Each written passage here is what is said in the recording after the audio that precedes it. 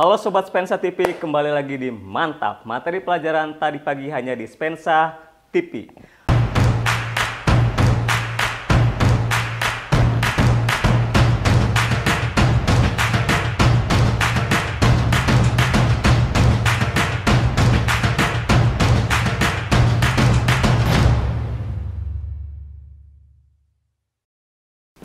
Materi kali ini kita akan belajar mengenai teks berita. Kita mulai dari pengertian dulu bahwa menurut KBBI berita itu adalah kabar, cerita atau keterangan mengenai kejadian atau peristiwa hangat. Nah, jadi setelah kita tahu dari pengertian KBBI tersebut, kita dapat menyimpulkan bahwa teks berita adalah suatu teks yang berisi informasi mengenai suatu hal, kejadian atau peristiwa yang terjadi dan masih hangat dibicarakan oleh banyak orang. Sebuah berita harus berdasarkan fakta, tapi tidak semua fakta diangkat menjadi sebuah berita. Sebelum kita lanjut ke fungsi berita, kita lihat dulu tayangan berita berikut ini. Setelah kalian melihat tayangan atau cuplikan video tentang berita tadi, marilah kita rumuskan fungsi dari berita tersebut. Nah, di samping tadi pengertian bahwa berita juga memiliki fungsi. Fungsi yang pertama, mendapatkan informasi. Yang kedua, menambah wawasan. Ketiga, sebagai pelajaran hidup. Ciri-ciri teks berita. Yang pertama, faktual, berdasarkan atas kejadian yang sebenarnya. Nah, jadi yang pertama itu faktual. Jadi berita itu berdasarkan dengan kejadian yang fakta atau nyata. Yang kedua, aktual, artinya berita itu sedang hangat-hangatnya dibicarakan. Yang ketiga, unik dan menarik. Keempat, seimbang. Ya, seimbang di sini berarti bersifat netral dan tidak memihak. Kelima, sistematis dan lengkap. Keenam, komunikatif dan mudah dipahami oleh semua orang. Terakhir, ciri yang terakhir itu objektif. Jadi bersifat apa adanya, tidak mengada-ngada menjadi sebuah berita. Selanjutnya yaitu jenis teks berita. Ya, dilihat dari jenisnya itu ada 5. Yang pertama, berita langsung atau sering kita dengar dengan istilah straight news. Yang kedua, berita mendalam atau dengan kata lain depth news. Yang ketiga, berita penyelidikan. Keempat, berita interpretatif atau pendapat penulis. Yang terakhir itu ada yang dinamakan berita opini atau pendapat ahli.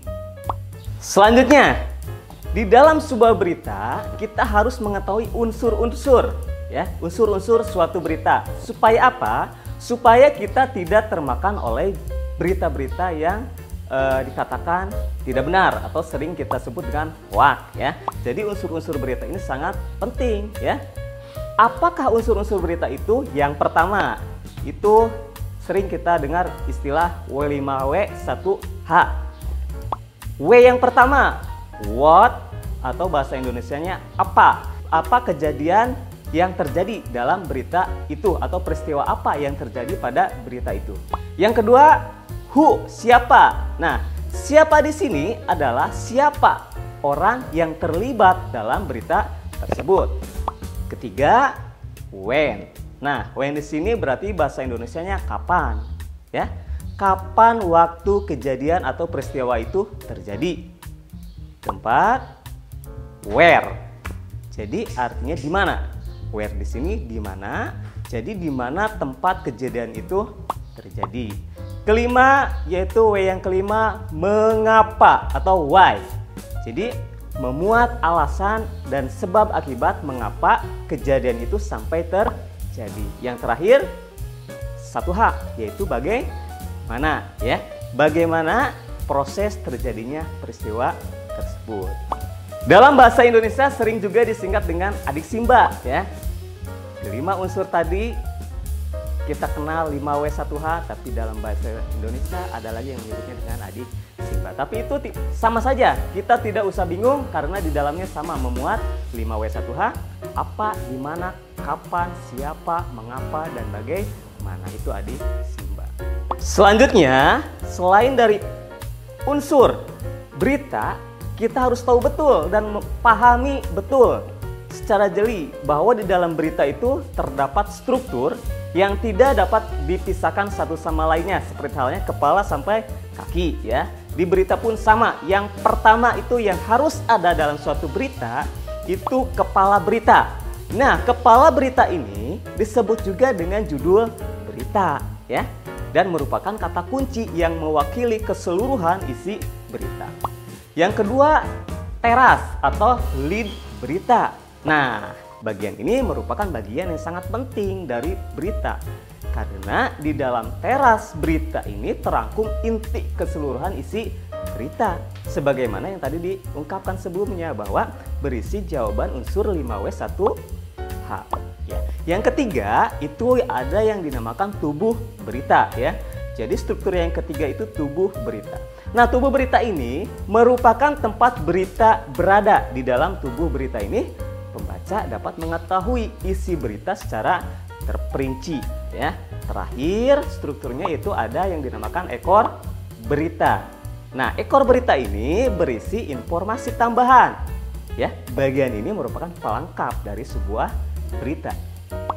Oke, kita lanjut ke unsur kebahasaan. Setelah kita tadi membahas struktur, unsur, sekarang kita lanjut ke unsur kebahasaan teks berita. Ya, yang pertama unsur kebahasaan yang terdapat dalam sebuah berita, satu, mudah dipahami. Ya, artinya bahasa dipakai sehari-hari, bersifat standar dan baku. Yang kedua, menggunakan kalimat simpleks atau tunggal ya, terdiri dari subjek dan predikat. Ketiga, menggunakan kalimat langsung ya. Langsung di sini berarti ditandai dengan penggunaan tanda petik ganda disertai keterangan penyertaan. Keempat, menggunakan perba transitif ya. Jadi perba transitif ini adalah perba yang memerlukan nomina. Contohnya, Aisyah membeli koran terbitan hari ini ya. Itu contoh dari perba transitif. Kelima, menggunakan perba pewarta ya. Artinya kata yang digunakan untuk mengidentifikasi suatu percakapan. Keenam, menggunakan konjungsi untuk memperjelas maksud berita ya. Jadi konjungsi atau kata hubung ini digunakan di dalam berita untuk apa? Untuk memperjelas maksud dari berita tersebut ya. Konjungsi ini contohnya adalah kemudian, sejak, setelah, awalnya, akhirnya, dan lain-lain. Ketujuh, mempunyai makna yang jelas dan tidak menimbulkan makna yang ambigu ya. Jadi ambigu ini membingungkan atau bermakna ganda. Oke, selanjutnya setelah kita tahu dari mulai pengertian, unsur, struktur, kaidah kebahasaan, kita langsung harus bisa menulis sebuah berita. Adapun langkah-langkah yang harus kita tempuh dalam menulis berita itu diantara yang pertama, menentukan dengan pasti sumber berita ya. Jadi gini, berita itu kita tentukan terlebih dahulu sumbernya dari mana, dari siapa ya. Apa yang nanti disampaikan dalam suatu berita itu dapat diterima oleh khalayak ramai. Yang kedua, mendatangi sumber berita yakni dengan mengamati langsung dan mewawancarai orang yang bersangkutan. Tentunya orang-orang yang bersangkutan dalam peristiwa tersebut atau kejadian tersebut. Ketiga, mencatat fakta-fakta dengan berkerangka pada pola 5W1H. Nah, tadi seperti yang sudah dijelaskan tadi, jadi fakta-fakta ini harus dicatat ya, dari mulai what, why, when, who, how, itu harus terdapat semuanya dalam suatu fakta. Yang keempat atau terakhir ini adalah mengembangkan catatan itu menjadi sebuah teks berita yang utuh ya, yang disajikan mulai dari bagian terpenting dulu hingga ke yang biasa. Nah, itu mungkin dari langkah-langkah menulis teks berita. Cukup sekian materi pelajaran untuk hari ini, dan jangan lupa like, komen, dan subscribe dan nyalakan tombol loncengnya agar kalian tidak tertinggal materi mantap selanjutnya. Spensa TV, mantap. Wassalamualaikum warahmatullahi wabarakatuh.